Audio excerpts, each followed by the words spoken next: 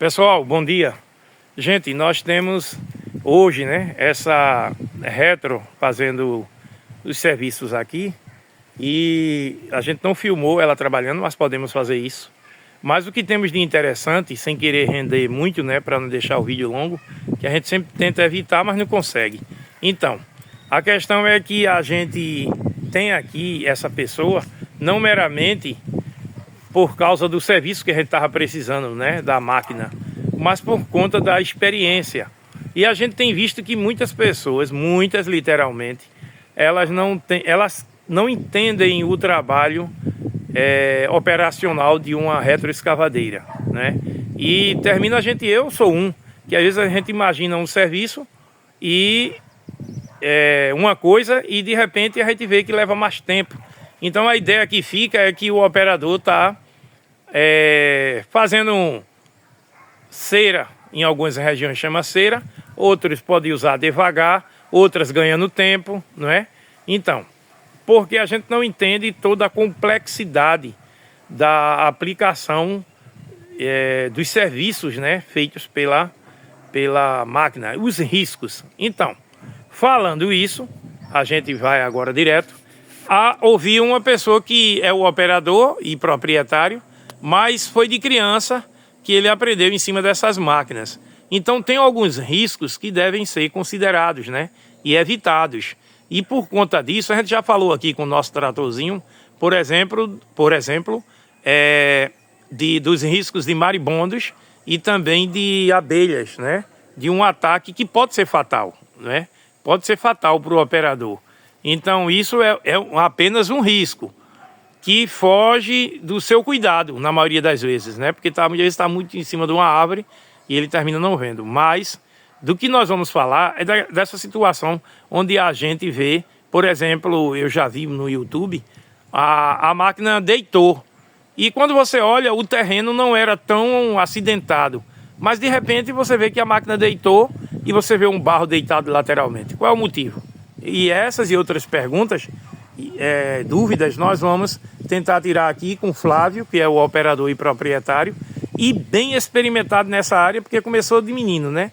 Então ele começou quebrando os para-brisas com pedra, das retroescavadeiras, de tratores e tal, murchando pneu. Aí hoje ele tem a experiência e pode repassar isso para vocês com propriedade, tá bom? Se vocês tiverem algumas perguntas a mais, vocês podem fazer. Então, Flávio, uma pergunta.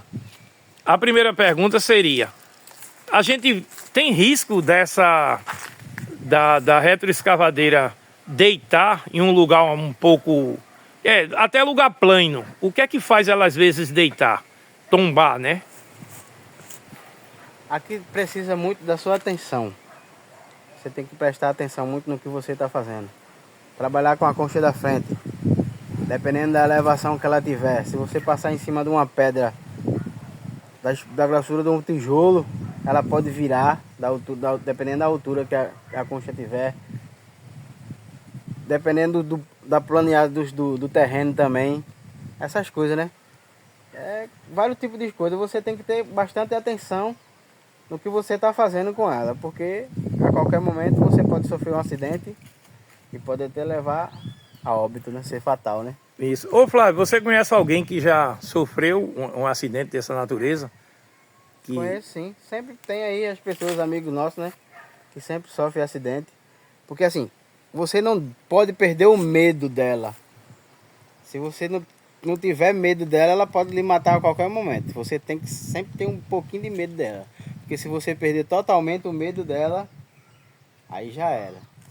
Ok, uma outra coisa que a gente vê, por exemplo, é que quando as pessoas estão fazendo trabalho em barreiros, em lugares, limpando rios, geralmente a gente percebe que o lugar parece bem firme e sólido e de repente as sapatas, eu chamo sapata de apoio, braço de apoio, não sei, e às vezes acontece que parece estar tão sólido, mas quando se abre a lança e coloca para a lateral, parece que afunda porque a terra não está firme, né, sólida. Tinha água por baixo, eu não sei, estou falando de barreiro, então obviamente é a umidade. E a gente vê que elas tombam, como a gente já viu alguns casos. Você recomenda aqui que tipo de cuidado? Você tem que sempre prestar atenção no terreno que você está trabalhando. Por quê? Você tem que estabilizar ela bem apoiada.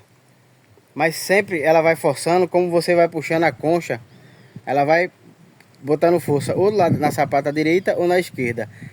Como o chão lá é fofo, é molhado, tem muita água, ela vai sempre estar baixando ou de um lado ou do outro.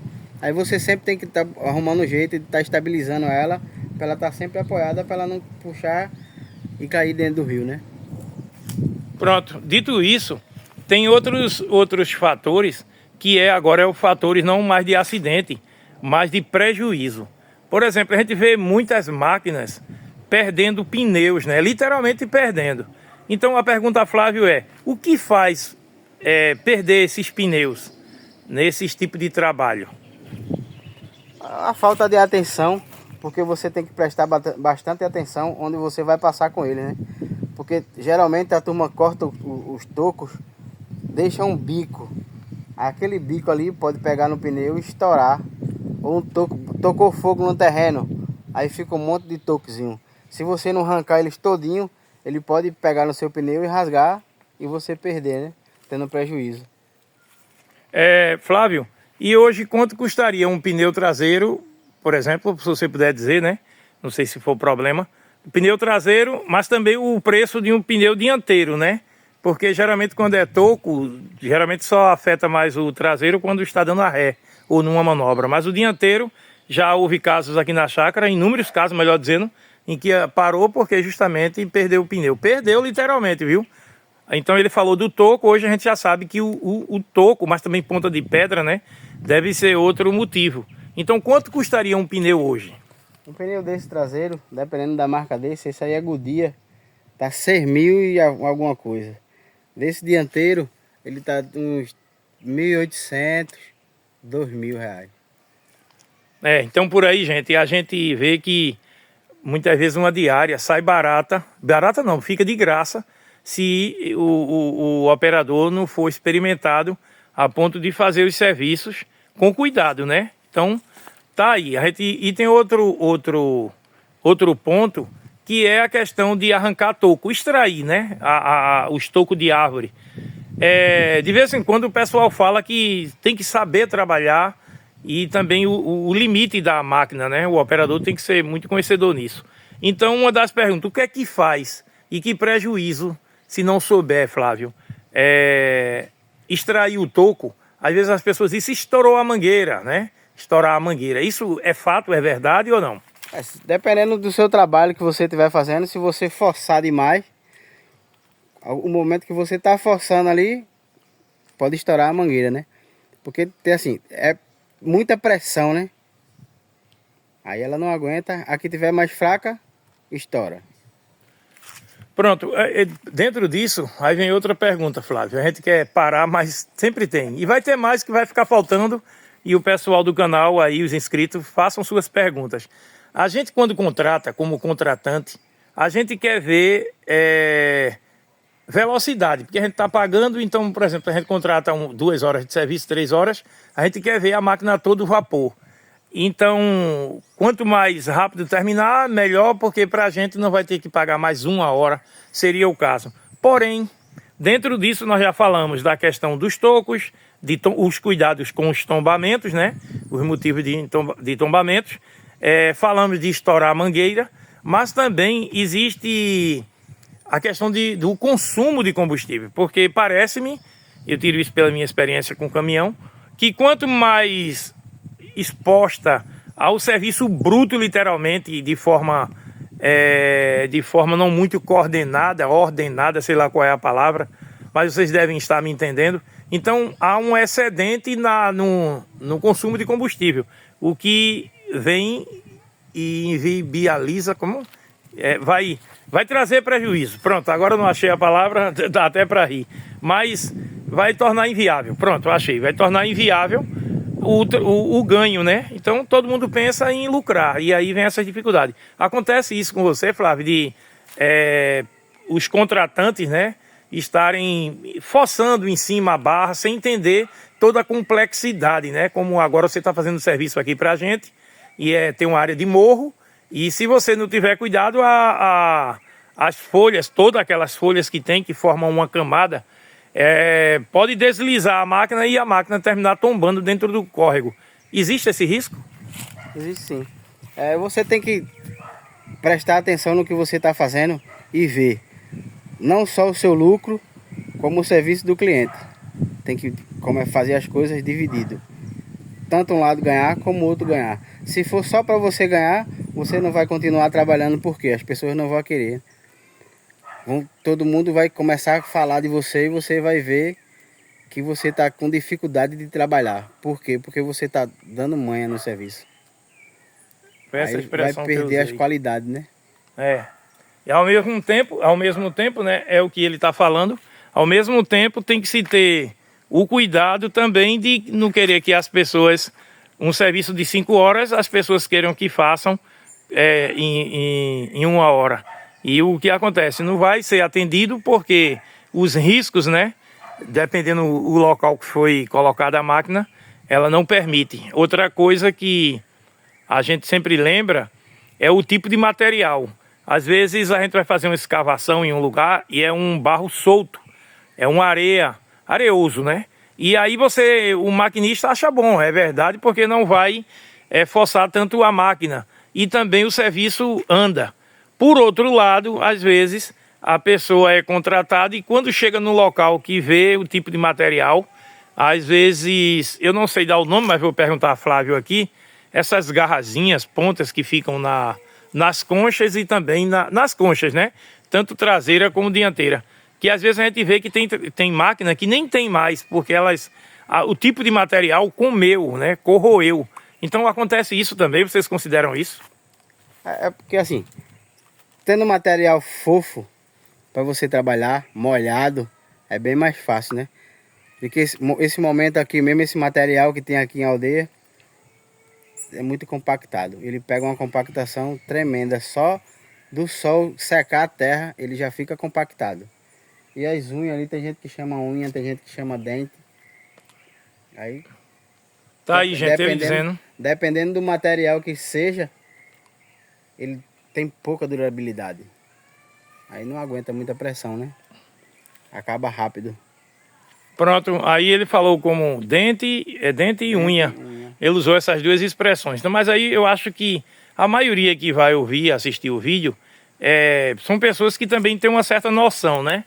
Do trabalho. Então, vai compreender mais ou menos o que a gente está falando. E eu já falei no início aqui, aquela questão das árvores que às vezes aqui literalmente, vou mostrar a vocês mais ou menos aqui, ó. Então tem às vezes maribondos e até abelhas, né? E às vezes é o cuidado, acho que tem que ser uma pessoa muito experimentada para perceber, mas nas árvores altas às vezes você não consegue ver entre os galhos, principalmente maribondo. E o que acontece? Você é atacado e nessa agonia você pode pular de uma máquina. E tem máquina, não sei se é o caso dessas, ele também vai responder, se ela automaticamente trava, para de funcionar ou se ela continua, né? Porque se ela continua a andar, pode cair no córrego, vocês já viram isso aí, tem muito essas imagens por aí de tratores que foram embora, porque o maquinista teve que pular de cima da máquina. As máquinas que são fechadas no ar-condicionado, né? Que são envidraçadas, obviamente você consegue se sair bem ainda. Mas as máquinas abertas é um pouco mais complicado. Você já vivenciou uma experiência dessa, Flávio? No dia a dia, né? No dia a dia a gente limpando um terreno por aí, matos. Aí sempre tem abelha e a gente deixa ela no neutro e faz carreira. E depois volta para pegar ela e ela continua lá funcionando, né? Só que ela fica parada, né? Porque assim que a gente levanta da cadeira, a gente já deixa ela no neutro ali, que ela não vai nem para frente nem para trás. Dependendo do terreno também, né? Que ele esteja, né? Se eu ia fazer essa pergunta, você respondeu. Ele colocou bem, porque dependendo do terreno, se você deixar na neutra, porque às vezes não dá tempo nem você arriar a concha no chão para travar ela, porque são dores, né? Não, você sendo atacado, quem já foi sabe bem o que é isso, né? Então, a gente vai parar por aqui, não queremos nos estender, agradecendo a Flávio, o operador. Eu estou contra a luz, pronto, mas agora você vai conhecer o homem direitinho, porque estava contra a luz. E as suas experiências. É verdade que tem outras coisas que a gente não vai poder responder no vídeo aqui, porque vai ficar muito longo. Mas ele está disposto, ele já me disse em off, que está disposto a responder sim as perguntas, e é a ele que eu vou apelar, caso você tenha alguma pergunta em relação à operação de retroescavadeira, mas também sobre a máquina, né? Porque essa é uma case, 580M, bem conservada tudo, mas tem tanta discussão, tem umas máquinas chinesas que chegaram agora e tem umas outras marcas que ainda está surgindo muito comentário, né? Muito comentário de coisas que são boas, porque traz algumas inovações tecnológicas, mas em compensação a revisão muitas vezes tem que ser feita no concessionário, e aí tem que contratar caminhão para levar ou esperar o agendamento do técnico para vir até a fazenda, o sítio, e isso você perde horas ou dias, né? Hora não, dias com a máquina parada. E tem muita discussão, eu não vou entrar nisso, eu acho que ele também não está interessado em entrar nesse assunto, mas se houver pergunta também nisso, ele está disposto a falar a sua experiência. Tá bom, gente? A gente agradece a vocês a paciência e também ao Flávio aqui, o operador, e depois a gente vai fazer um videozinho lá atrás, ele operando a máquina, tá bom? Vamos em frente, vou dar essa pausa.